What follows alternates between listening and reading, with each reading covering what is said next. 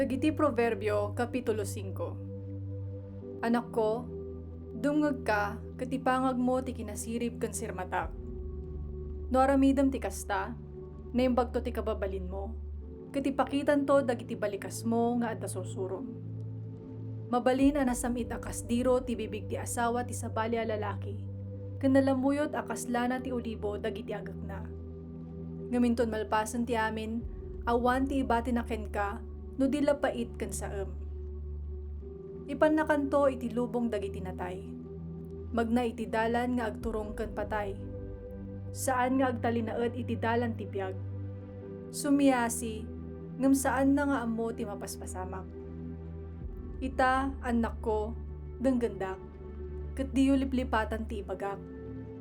Adaywan nyo ti kasta babae, di kay umasideg uray lano iti ruangan ti balay na. No aramidan nyo latta daytoy, sublatan to dagiti dadduma ti dayaw nga adda idi kada kayo. Ubing kay tupay apatayan dagiti naranggas at tattao. Wen, alaan to dagiti gangganat ti amin na sanikwayo, ket tagikwaen to ti sabali ti nagbannugan nyo. Pagbanagan na, agas asog kay to amatay iti dayo, marunot to dagiti lasag ken piskalyo.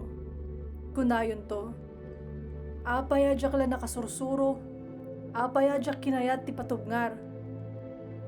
Diyakin pangpangag dagiti mamaestrok, diyakin kaskaso ida. Idi agbalaw akon, nasarakak laangan ti bagik anay babayin iti imatang ti publiko. Napudno ka kuma iti asawam, ket isulaeng ti pangibukbukam iti ayat mo.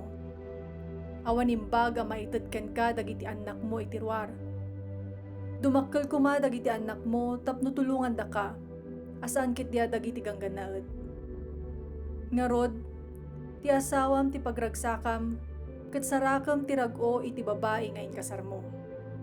Napintas ti asawam, ken naparagsit akas iti ugsa. Paragsakan nakakuma dagiti makaawi sa sagoday na, ket lapunosan na ka iti ayat na. Anak ko, apay pakayawan ka iti sabali a babae. Apay kay ket mo ti pangawawis ti asawa ti sabali a lalaki. Makita ti apo ti amin nga aramid mo. Sipsiputan na ka iti sadino man napapanam. Matiliw ti managdakdakas iti kinadakas na. Ket ti bunga ti basol na ti mangipalabog ken kuana. Matay kaputadina mo asalwadan ti bagina.